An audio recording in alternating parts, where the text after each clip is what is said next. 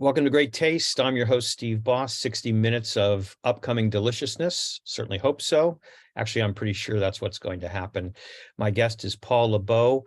He is labeled on the Mock Mill website as a missionary, a world networker, and a grain convert.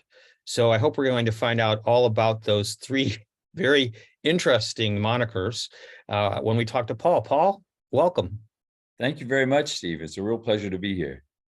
I'm so thrilled to talk with you because you have a story that is decades, has decades of history and really thousands and thousands of years of history, actually, in terms of how humans eat. And I think there's a lot of not only depth of information that you can share with us, but also you can clear up probably a number of misconceptions that people have. So let's just jump in. And why don't you share some background to your story? You are this missionary, this world networker, and this grain convert for a company whose whose name is Mock Mill, headquartered in Germany. And just give us the scoop. Okay, Doug. Well, just really quickly about me, I've been a missionary for a long time on a lot of different things. I've been honored to have been trusted with launching here in Europe a series of very, very exciting biotechnological tools, mostly in vitro diagnostics. In vitro diagnostics, all these tests we've been doing on ourselves, all these since the pandemic. That whole class of tools that generate information for doctors to make decisions on how to treat people. And I was a really young guy when the first company said, here, take this and get it out there for people. And I had to always figure out, what use is this? Is it really going to do what the company says? Is it really a good thing?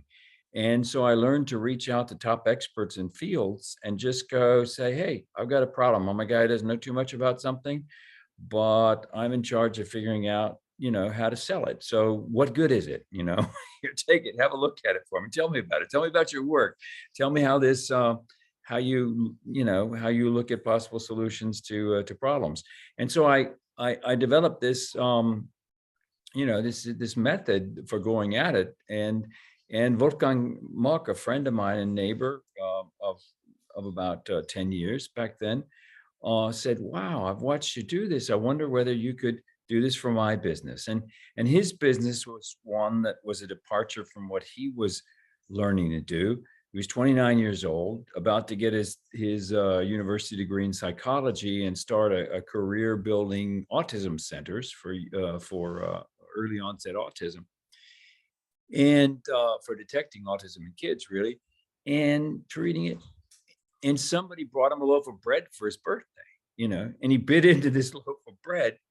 He said, God, it's a silly present. What good is a loaf of bread? And he bit into this bread. He goes, wait a minute, what's this?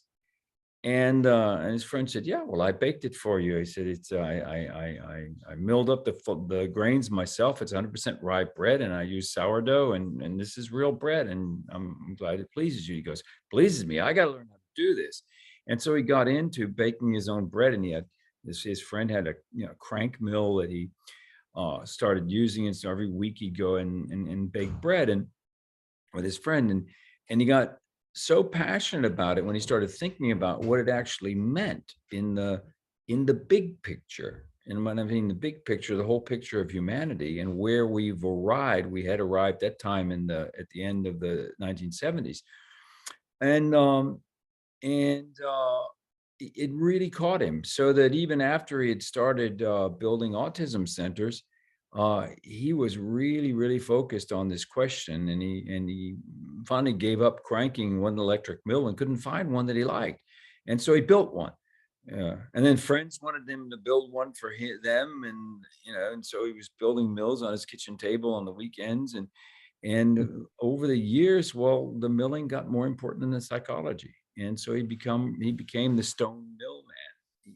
He got very heavily involved in building the organic store, the organic shops that all came up in the 80s and 90s. He was instrumental in helping those people get their stuff together so that better food could be provided than was available in supermarkets at that time. So it's a big story, and it has a lot to do with the passion of Wolfgang Mock, with his incredible intelligence, with his determination to solve problems, and his ability to come up with really simple and elegant solutions when it comes to building these little mills. And so my opportunity was to kind of pick up um, where not really where he'd left off, because he didn't really leave off, but to kind of pick it up and take some of this missionary zeal that I had developed on the medical side, and put that into helping people get to the point where they'd evaluate whether this idea of milling one's own grains to flour is something that would be for them. And so that's what I've been doing all this time, these 7 years that I've been with Mock Mill. We had to start out with a new brand, because Wolfgang's old brand stayed with companies that he left behind. And so we created a new brand, and we decided to call it Mock Mill, just because his personality in this whole field is so very, very, very important. And it's kind of nice, because at the beginning people say, well, that's kind of a funny name. I mean, mock, it kind of means, and then you could explain, well, it's it's because of the Mock Mill, the Wolfgang Mock story, and so that's kind of that. Mm. And in that time period that you're describing, I think you've seen a lot of different swings, we'll say, in the entire marketplace as it relates to the consumer marketplace, as it relates to grains. And probably there have been, there was the time where everyone's excited about potential of home milling, and then it moves to a time where gluten becomes a big thing in the public eye, and then the attention to celiac disease, which affects 1% of the population, and just this, I think, like many industries, just a real upheaval in terms of the information that is available to the public, and how that information gets interpreted, and how that affects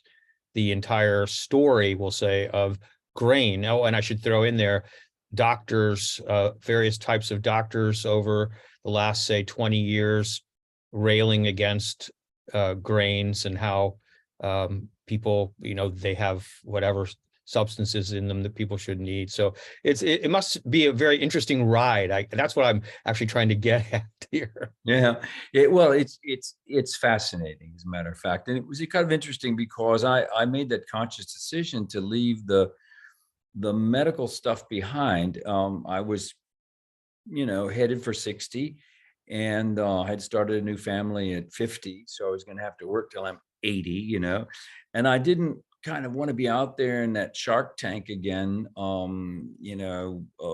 fighting for the attention of laboratory scientists and laboratory directors over, my test is better than his, and all these, this kind of thing that I had done for these decades.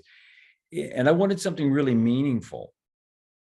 And the situation you described, in just very, very few weeks of kind of digging into this, because of course, I had to learn about hepatitis to get started in my other business. And then all of a sudden AIDS came along. I had to really understand the whole AIDS situation to go out there and help people get set up to test blood, to make sure that the blood supply was safe in those days. It was a really big thing. Something called therapeutic drug monitoring came along right as I was getting started. It was my job to launch that. And that was understand that we got to go from using some table that was established in clinical trials on, so many milligrams per pound of body weight, to actually looking at how a drug is absorbed by an individual person, and then dose according to those tests that we do on that person. And this was a lot of learning technology and understanding how doctors inform themselves and make decisions about what they're going to do. Now, all of those things were very, very important. And when I say to some people that, I was the quantiferon man in the middle noughties. They go, "You were the quantiferon man?" I mean, that's important to all doctors. That's one brand that means a lot to doctors around the world that I was instrumental in having become kind of state of the art in tuberculosis testing. Um, but I really quickly realized that nothing that I had done in medical science was as important or potentially important as getting the true information about how important cereal grains are to civilization, to human civilization, to the continuation of human civilization, and how important it is to not be too focused on so few cereal grains in our nutrition. How important it is to get out there and learn about all of the stuff that's available to eat, and how important it is that we eat different stuff. There's nothing wrong with wheat. Wheat is fantastic. Wheat is wonderful. I love it. I put my hands in it every day. Okay. Um, but I recognize, and I also say every day, that we use it too much. We use too much of it. We need to eat less wheat, more bread made of different kind of stuff together with the wheat that's always got to be in it so that it can be bread, because you can make bread without wheat, but you really have to do some tricks to do that. And when you use wheat to make bread, it's a lot of fun. And so it needs to be done. But we use wheat, we use corn, we use soy, we use rice for too many things, And so we have to, in the realization I've come to is we have to learn how to eat those foods better, and eat less of them in favor of more variety in our diets. And this is a huge, huge thing. And you talk about these doctors that come out and that, they make gluten a huge problem in general, which it's not, um, they, they create all kinds of false impressions among people, and they really do humanity a disservice in a lot of ways, in my opinion. And you wonder, how did they manage to get that message across?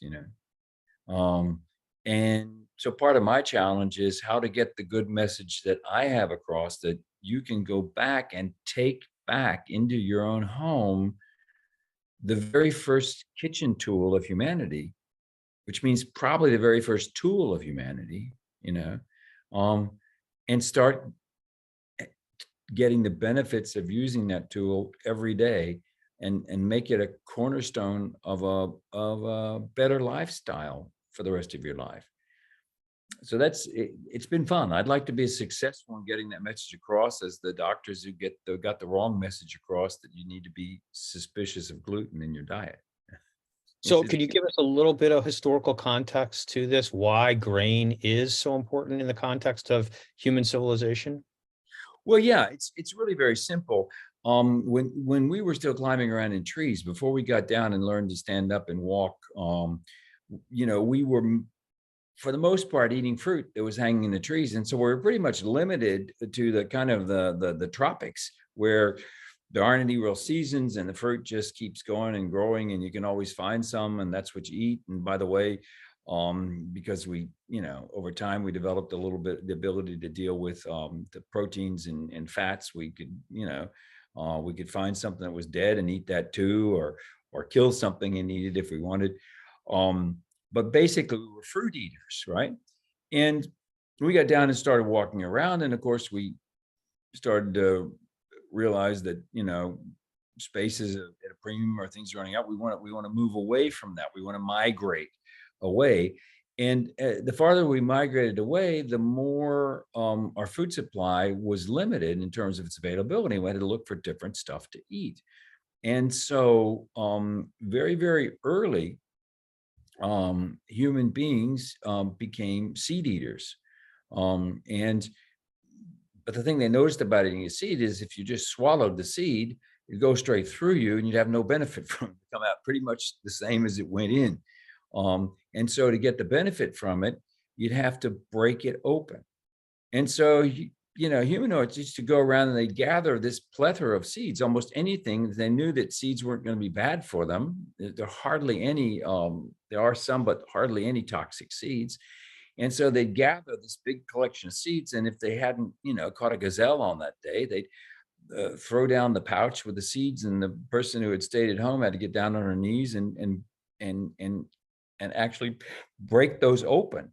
And to do that, she had a flat stone and a round stone, and she broke that open, and then it still wasn't nice to eat, but they found that if they'd soak it in the water, it would soften up. And actually, if they leave it soaking in the water for a while, it would really start to bubble and do different things, and it kind of make a paste if it had, the right combinations of different seeds.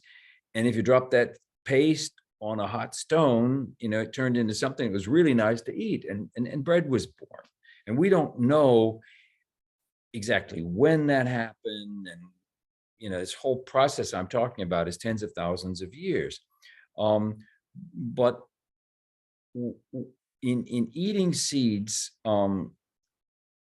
after breaking them open and getting them wet and letting them ferment, we were copying what the birds were doing. And Dr. Christian Ramesy of France, the former director of human nutrition for the French National Agricultural Institute, says this really beautifully. He said, without knowing it, we were copying what the birds do, because the birds break open a seed in their beak and they swallow it, but it doesn't go into their stomach, it goes into their crop.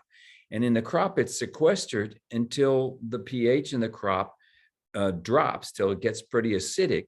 It's fermenting, okay? And when that fermented mass in their crop reaches a certain pH, it gets pushed into the stomach to get digested. And this is what we do when we take bread, when we take seeds, break them open, get them soft, let them ferment. We get them ready to be digested by our system. And this takes you into the whole sourdough story, and why long fermentation is important, and why it's not a good idea to have a diet based simply on flour that you wet and make it into a dough and then bake it. Your body has a bigger job to do before it can get to the nutrients that are in there. And a lot of that work that has to be done has to take place down in the lower intestine, where it gets fermented down there. Okay. And that the fermentation causes gas. When you ferment it in the bowl before you ever eat it, okay, the gas is produced in the bowl. That's what makes the bread, right? And so a larger portion of the energy that's in that food can be absorbed already in the small intestine before it moves down there. And then the gas that gets produced otherwise doesn't get produced, and so you have a more pleasant digestive experience. You alluded to this before, and I just want to, before we get back to then talking about the process of home baking, I want to just look at the universe a little bit, because as you said, we tend to eat maybe too much wheat, and there are all types of other grains out there. And in addition to that, probably, if I understand correctly, most of us throughout the world, there are only 4 cultivars of wheat that we primarily eat. And there used to be at least 100,000 or more cultivars of wheat that existed. And that's only the story of one grain. And yet there are other grasses, for example, like rye. Mm-hmm. There are oats, and there's barley, and just on and on, Right. that make up this entire world of, we'll call it grains, Yeah. that you're talking about. So it's not just a wheat-centered universe. Yeah. Wheat is really a fascinating story, because you have to go back to the Fertile Crescent. You have to go up collecting all those seeds, and at some point, we'll get the good ones, the ones that are nice and fat. And let's be selective about this. And at some point, we learned that we can plant seeds, and the agricultural revolution gets started. Okay, but even at the hunter-gatherer period, we realize there's something special about these particular fat seeds. And it starts with something called, that we know today, it's called einkorn, and it's the smallest variety of wheat. And it's easy to see how it's the original wheat because it's the only wheat variety that's diploid. Like human beings, it's got two strands of DNA that in a double helix in each cell. And it's the only wheat variety that's diploid. It's very, very small, and it's not got a lot of food in it compared to all the wrapping around it. It's a very, very special grain. And after some time, that particular grass crossed over with the next class of wheat varieties, and those are the tetraploids, the ones that have 4 strands of RNA, okay? And those are emmer. That's the kind of bread that Jesus Christ probably had at the Last Supper, okay? That was the kind of, emmer was this tetraploid grain that was available at that time. The other tetraploid grains are durum, which is what makes semolina because it's so crystalline. When it breaks down, it doesn't make flour, it makes semolina, And you also have Khorasan, which we know as kamut in a lot of parts of the world. And those are the tetraploid wheats, And after that in history comes spelt, okay? And so you have emmer, you have einkorn, emmer, and spelt, and that's a logical ascension. And what makes those grains different from modern wheat is that they don't release their hulls easily, okay? All right, so you have to actually take those seeds after you've harvested them. You get this bunch of stuff that you can't eat, and you have to really process it, take it through a big step to get rid of the hull so that now you've got something you can grind and make flour out of, make food out of. Modern wheat, which is hexaploid like spelt with 6 strands of DNA, modern wheat is all self-hulling. So, you see the harvester pick this up, and behind it is a big flurry of stuff. Well, that's the hulls that are flying off of the grains as they're being harvested. And that's the progression of wheat. And the thing that's so special about wheat is that only wheat has what we call functional gluten. When you talk about gluten-free stuff, hey, gluten-free stuff is anything that's not barley, rye, or wheat. Those are the only 3 foods that have what we call gluten, that have these 2 molecules, glutenine and gliadine, okay? And wheat is the only one that when you grind it up and get it wet, those 2 molecules form a chain. There's sulfide bonds between them, and they form this kind of long chain. Think of a single wire that makes up a Brillo pad, and you have an idea what's in your little bread roll there, if you like, okay? And it's only in wheat. And every wheat has a different composition where it has a greater or lesser tendency to make those chains, and a better or less favorable balance of those two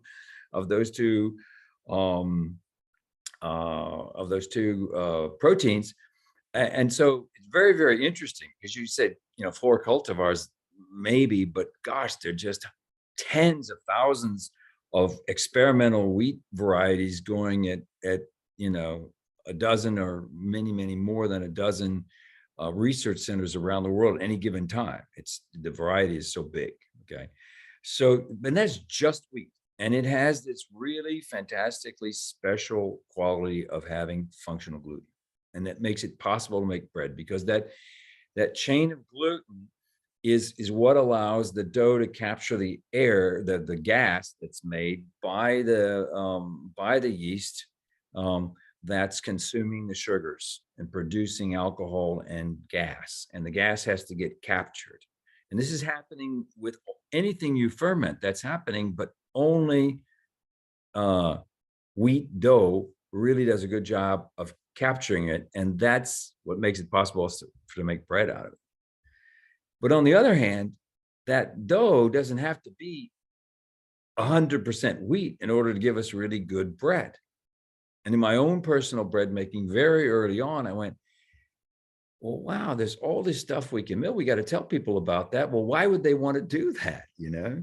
And so I started exploring that question, just like I did with my tests back then. And I went to experts, and I went to the literature, and I started reading stuff, and all of a sudden, variety in the diet kept popping up, and plant-based, more plant-based food kept popping across my screen, and um, complete proteins, getting plant-based protein, and getting the right balance of amino acids out of plants, so you don't have to eat so much animal-based food, and so forth and so on. And all these things came up, and I started to see a real sense in looking around to get a big variety of seeds that you could then mill up. And lo and behold, anywhere from a half to 2/3, and certainly 3/4 of your bread content as wheat, you're going to get a really nice rise and a really nice texture in your bread. Even if your wheat is 100% whole grain bread, it's easy to learn to make a really, I won't say a really light loaf, because some of this bread just doesn't have any weight to it. We're talking about nutrient dense real food, but a loaf that you'd never describe as being dense or hard to chew or uninteresting. I call it fluffy, and you get that you get that certainly with 75% wheat, and so you got 25% of your bread that can be anything you want. And so you start exploring, well, what if I use barley? Let's use a lot of rye. Rye is really nice. It gives you these really floral aromas, and it's kind of the red wine, of a bread. And actually, wheat and rye are such good partners that for the first year I was baking, I made a 60% rye, 40% wheat bread that would rise really beautifully in the oven. And then along comes Professor Andrew Ross from Oregon State University, who was willing to help me personally understand milling better and understand cereal science better and answer some of the questions that people throw at me where I don't know, I didn't study any of this stuff. I have an expert in him whom I can ask, as long as I am careful to follow his rule of not saying things I shouldn't say because they aren't true. And he said, and he came to visit us, and he was glad to be able to do some baking while he was here. And he's making a bread that's 50% barley and 50% wheat. And I'm looking at that, and he's explaining to me, hey, we got to eat more barley. Barley grows better. You get better yields in the fields. It has really interesting flavor. There's all kinds of interesting stuff going. So I'm really, part of my work, he told me, is promoting barley. And I said, wow, well, that's interesting. And then, you realize that there's there are these groups around here who are talking about all these foods that we've forgotten, that we don't eat, that we'd benefit from having, and then talking about promoting these. I gave a talk the other day at something called Sorghum United, where people are talking about eating more sorghum. It's great food. We think of it as fodder for animals, but boy, if it starts to dry up anymore, we're going to be really glad that we can include a lot of sorghum in what we eat. And not just, oh, now we've got sorghum, let's forget everything else. Wait a minute. There are these hundreds of other kinds of seeds that we can mill up, include in our bread. They're full of great nutrients. They're full of great flavors. There's nature is just dying for us to ask her to grow them, and not more wheat and soy. Please, grow, have me grow. I've got all this great stuff I can do for you. Let me do it, And so we as consumers have to become, if we want to see, a bright world, in my view, for our great great grandchildren, we have to become demanders of a greater variety of foods.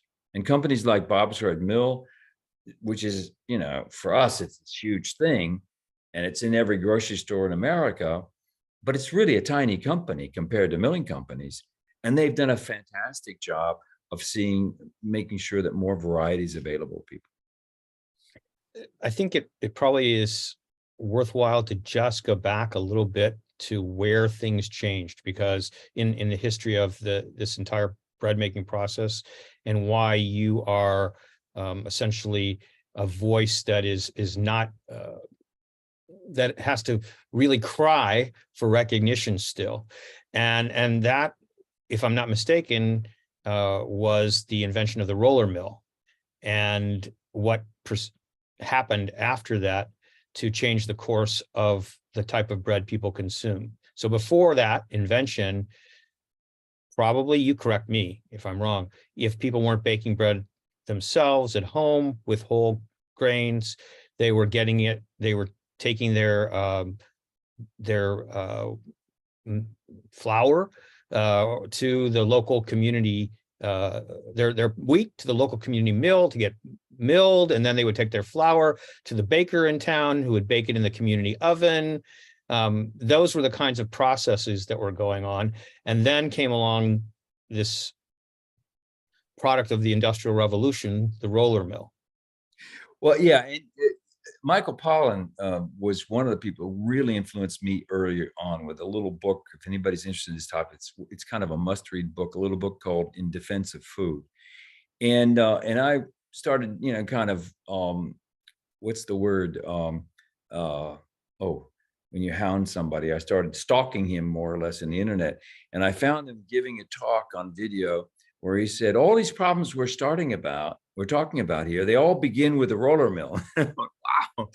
But, it's a bigger story, because when I was on holiday, the first summer when I started, I was on vacation in the south of France with my family, and they had a prehistoric museum there, because there was in this beautiful area where in the 60s, they flooded all these prehistoric caves as they built hydroelectric dams. And so you had these archaeologists who were, racing against time to get these digs done in these caves that would in the future be flooded. And so they got this huge pile of artifacts, and they built this wonderful prehistoric museum there. So I'm at the prehistoric museum with a family, and they've got kind of a wax figure display there, 3D display of a day in the Neolithic life, and right there in the middle of it, there's a gal kneeling on the ground, and she is milling the seeds, and somebody else is making the bread next to her.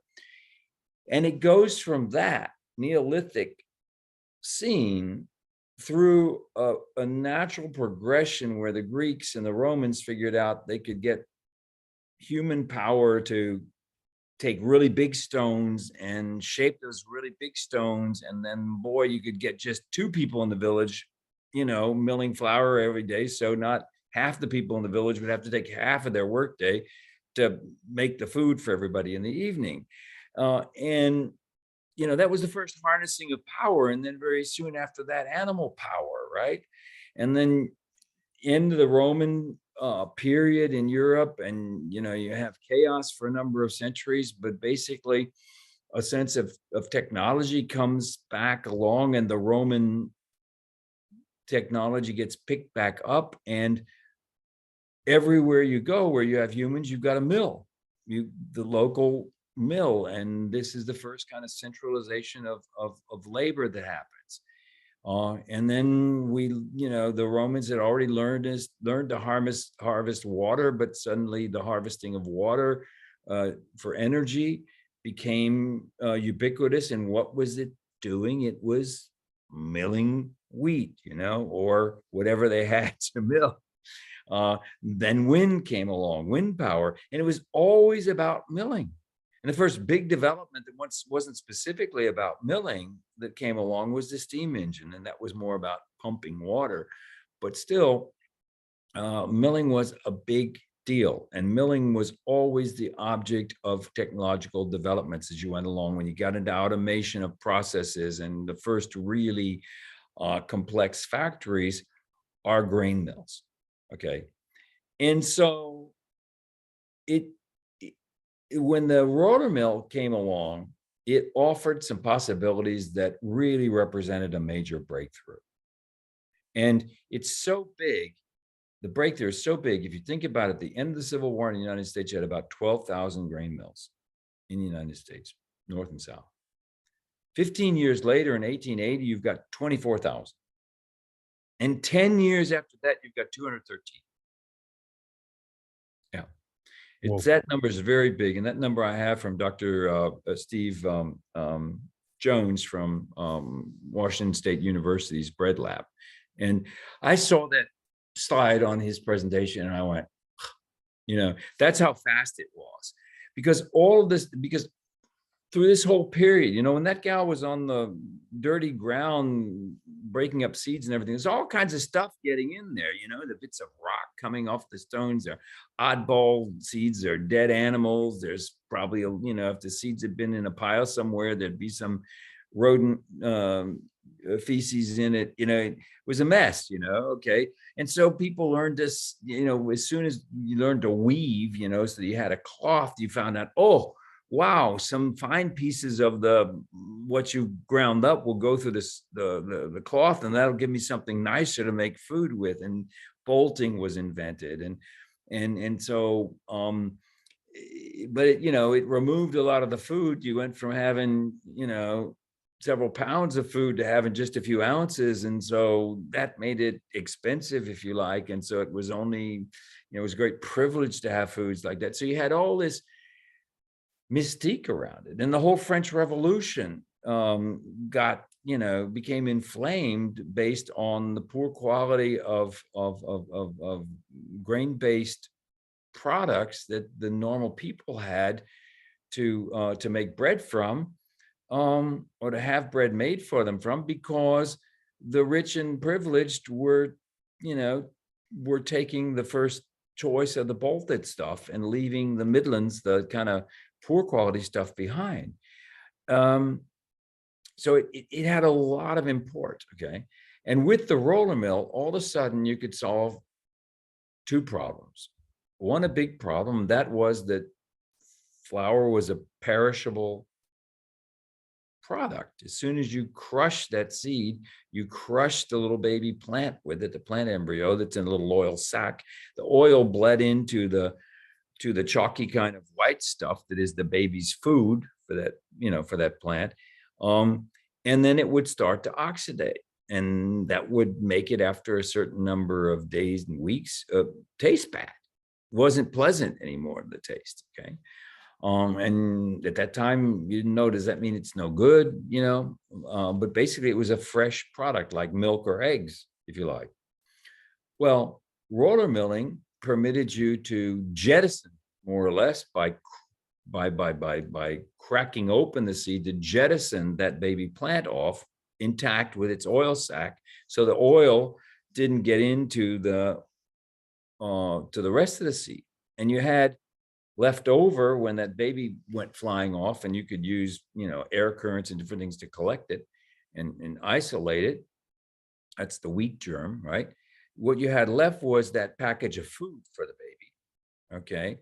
And then you had this wrapping, and that wrapping, in the case of wheat, is this exquisite 8-layer tapestry of phytochemicals that will keep that baby viable for decades. Okay, I mean, it's really fantastic stuff. It's anti-everything. It's antifungal. Some of it's antioxidant. It's anti-parasite. It's toxic to bacteria, and it has all kinds of functions that we only understand in macro, but it's tens of thousands of phytochemicals, discrete phytochemicals, each that has a specific job we'll never understand. Okay. And it's not exciting for our brains because it isn't energy for us. We can't change that into energy. So we don't really get excited, and it doesn't feel good in the mouth and everything else. So let's take that out. We don't need that stuff, right? And what we want is the white baby food, because then we can add all kinds of things to it. We can add fats to it, and we add sugars to it, and we make it taste really good. And it makes this great stuff called bread for us. Well, all of a sudden, you could very, very easily separate that bran I was talking about from the white part. And you can make the white part really fine, so that it becomes really easy to sift it and separate it and everything else. So all of a sudden, this white flour that you had to be rich to appreciate before was readily available. From one of 230 mills, they were all huge, and they could make this stuff a lot cheaper than it could be made before. Railroads could transport the grains in and transport the flour around the country. An industry was born. 24,000 millers and the people who worked for them lost their businesses in 10 years. But white flour became ubiquitous and it was cheap and it didn't spoil. So it could go across the prairie in covered wagons for weeks and weeks and weeks and still be used. I mean, it was really important in the development of America, this event. So the two things that happened, the flour was no longer perishable in the first place because it was dead. Okay. All right. And it was now beautifully white. And so my friend William Rubel is, posting things this week about how an American food expert traveling in England talks about how much lighter and sweeter the American bread was than what you could get in England because this development hadn't reached England yet. And it was, of course, the Wonder Bread development, the very beginning of that in the 1880s, 1890s, that led to the development of factory bread in the 20s and 30s. Before we realized how dangerous it was to eat just that isolated white part of the seed. Because it was kind of an experiment. We'd never really done that en masse before. And the funny thing is, we're still doing it, except that in the 40s, some laws were passed to insist that the mills add some of the vitamins back in that get left behind when you take away the that germ and that coating. And just as a little anecdote, when you take away that coating, as it turns out, and this is fairly new knowledge, I mean, really last 15 years, fairly new understanding. We used to think that part of the carbohydrate food that we have that we can't convert to sugar, we call that fiber. Okay, we can't get sugar out of that. It's got sugars in it. That's what carbohydrate is, but that stuff's not convertible to us. So we call it fiber. We call it bulk. We call it roughage, right? It's not fun. We don't need it. Well, maybe we do because it keeps our bowels soft and helps things move, right? Well, wrong. It's the food that nature gives us for our bacteria in our guts. It's incredibly important as it comes out. That's what the science is telling us. And that's what I want to, that's the chest thumping that I would do for any of these people, these so-called doctors who say you shouldn't eat grains, is I would thump them on the chest and say, and how are you going to tend to the garden that is your microbiome? Because it's terribly important. And the real science says the more fiber you eat, the better you feed those bugs, the less your chance of ever getting a non-communicable disease, which might be diabetes, might be cancer, might be heart disease, might be a whole list of things. Your chance of getting any of those goes down with every gram of fiber that you eat. And so to systematically take that stuff off and say, no, give me the white stuff, right? I say, hey, that's like signing up for a dog sled tour with National Geographic and having some guy show up as you're about to leave with his perfectly packed sled for everything you need and say, this dog food's so heavy. Let's throw that off and get going. We can, or take some beer instead, right? Well, the trip is not going to end well, and yet this is what we do with our bodies because when we eat refined foods, when we eat highly processed foods, we deprive our microbiome of the food that nature always gives us for them when we go for the stuff that our brains are programmed to love. Well, thank you so much for that explanation. I'm a little unsure as to where to go at this moment because we have so much that I wanted to explore. We're not going to get to in this particular chat that we have going on. So I'm certain I feel comfortable in saying that you'll be positive and join me again at some absolutely. Future and I date think it's nice soon. Is to say, what did we talk about? We talked about three important things. Mm-hmm. But mostly we talked firstly about the importance of plant-based foods and getting the most out of them. We talked about a variety of foods because I think it's something like 85% of the crops that we grow and that feed animals and everything else are four things. They're soy, rice, wheat, and maize, corn. Okay.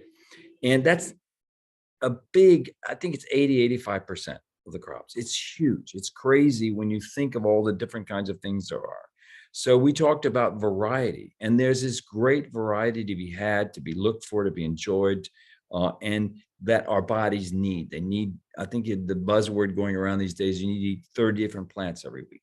Okay. Well, it's kind of hard to do if you're going to eat the leaves. It's not hard to do if you're going to eat the seeds. Okay. Because those are all your beans, all your different grains, your pseudo cereals, your your quinoa, the buckwheat that's out there that's great food, and so forth and so on. So we talked about variety, and we talked about wholeness. You have to accept the whole food and quit cherry picking it. Take the whole plant-based food that nature gives you, eat the whole thing, eat the skin on your apple, quit peeling your your potatoes, you know, go for the whole food. And this is what the mill permits you to do, because industry can't grind stuff up for you and give you it whole and have it um, uh, shelf stable. It can't be done. Okay. And the only way to do it, remember I said where that seed is going to be viable for decades? It's going to be viable and it's going to be perfectly fresh when it hits your little stone mill at home. And then it's flour that you can then immediately turn into dough or turn into a paste or whatever and enjoy in its perfect freshness. And industry can't give you that. So those are the kind of those are really the three things. It's variety, it's wholeness, and it's freshness. And this is what my whole campaign's been about. And as you continue to be involved in your missionary work, would you say, or how would you characterize your outlook on what you see as you talk to people around the world about this particular, we'll say, very different way of looking at how to eat than what they're used to? I would say that my outlook is buoyant, and it continues to be that way. It's not always that way when I look at my sales numbers, which of course are never, what they need to be, right? The fact is that every household needs one of these, and I'm really convinced of it. But that'll never happen. It'll never be, everywhere. But a guy named Bill Gates said everybody's going to have a computer. Every kid's going to have a computer, and he said that back 30 years ago, and everybody thought he was crazy, and he wasn't that crazy. And every day I get from different kinds of people a message that the work that I'm doing is important.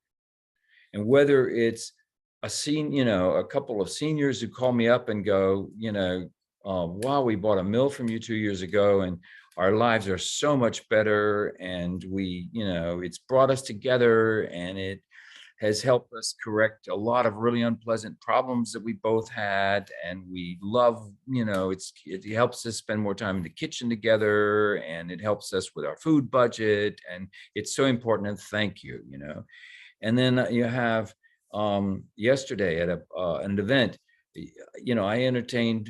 I helped a group of 3 kids entertain themselves for an hour, milling stuff up at my stand, and their father and grandfather sat over there, 30 feet away, and just had a hell of a good time watching their kids fascinated by converting this food into flour and then taking some home to bake. And then I get a message today from Monica Spiller, who is one of the big leaders of the whole grains movement in the United States. She's 85 years old and still going as strong as she can. And I communicate with her quite often. And she watches my reports on the internet, and she says, the work you're doing is so important. Every day I get messages like this. And so I know that the people that we are reaching are glad that we have reached them. The people who see themselves allied with us, who realize that, wow, what I'm trying to make happen in the world would be much easier to make happen if everybody had a mill. Okay. they're glad that we're out there pounding the pavement. This is not like one of my medical tech jobs where everybody's going to be gazillionaires someday because there's so much leverage behind this. You're never going to get rich building and selling mills. But what I realize and what gets me bouncing out of bed every morning and glad to be up here late in the evening here with you is the realization that I'm doing something really, really important, touching people's lives, and getting recognition for it. So, uh, is everybody buy a mill overnight? No, because we couldn't make them that fast, but we do reach tens of thousands of people each year, for whom this represents a change in lifestyle for the better. And, and they don't all buy our mill. Some people buy a different kind of mill, or they use a different kind of method to break stuff up and use it. And, our whole approach is to say, well, we sure hope you'll buy one of our mills, but hey, just take the message and do what you can with it. Make yourself a better life through it. And we'll be glad for that. And we try to play true to that message. And I think just to wind up this part of our chat, I think a lot of people would want to know, am I going to taste the difference? Is that something that's going to be palpable for me? Well, first of all, I have a hard time answering that question personally because I don't like really to eat anything except my own bread anymore. It just doesn't taste like much. But at this event yesterday, as I have so very often before, I had a lot of bread on hand to cut up and give people little squares of it with a bit of butter on it. And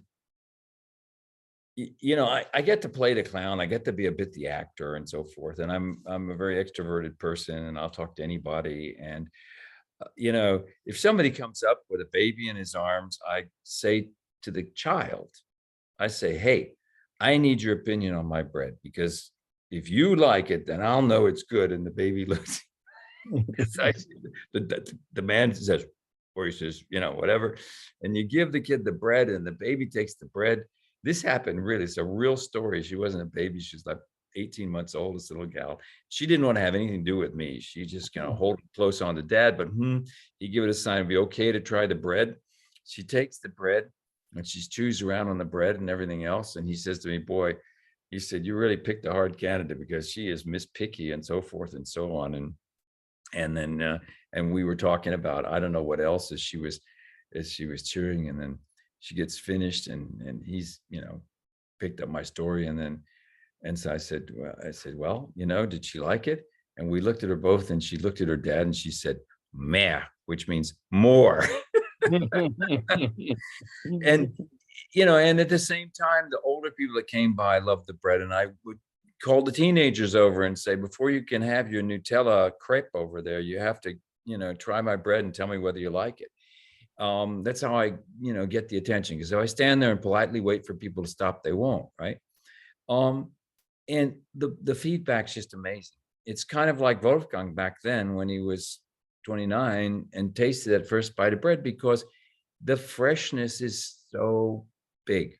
The flavor is hugely different according to people. And that bread I was giving him yesterday, it has traces of maybe 60 different ingredients in it. And if I have to count the big ingredients, I run out of big ingredients. It's 75% wheat, and then it's maybe like 5% rye and 5% barley, and I'm already 85%. What else is in there? And it's 5% God knows what, because I've been just adding stuff to the soup every day since Ash Wednesday. And don't eat this if you've got issues with different kinds of foods, because it's got everything in it.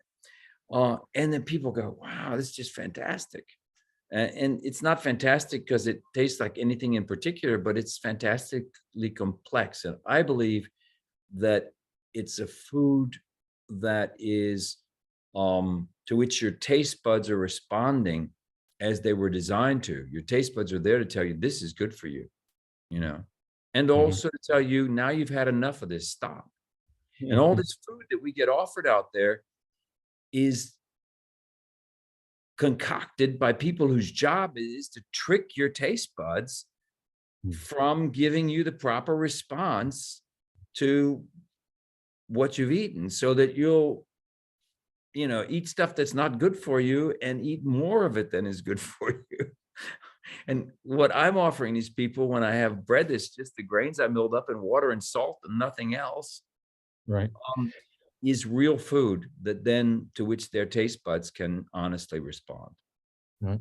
Paul LeBeau, missionary, world networker, and Is our hour really up?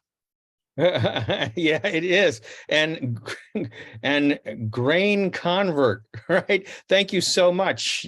This has been Great Taste, 60 minutes of deliciousness. I'm Steve Boss, your host, and we'll definitely have more from Paul very soon.